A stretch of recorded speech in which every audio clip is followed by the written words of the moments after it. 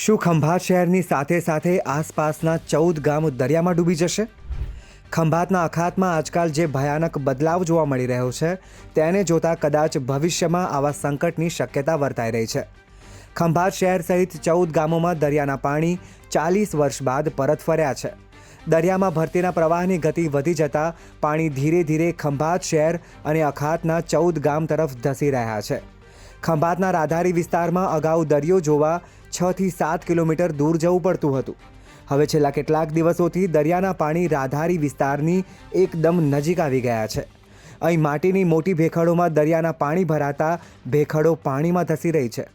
એટલું જ નહીં, ધીરે ધીરે અખાતના ગામડાઓ તરફ ધસી રહેલા પાણીથી આ ગામોમાં જમીન ધોવાણનો પણ ખતરો ઊભો થયો છે. હાલ ખંભાત પાલિકાએ લોકોને દરિયાની આસપાસ ન જવા સૂચના આપી છે, તો બોર્ડ લગાવી તટરક્ષક દળના જવાનોને પણ તૈનાત કરાયા છે.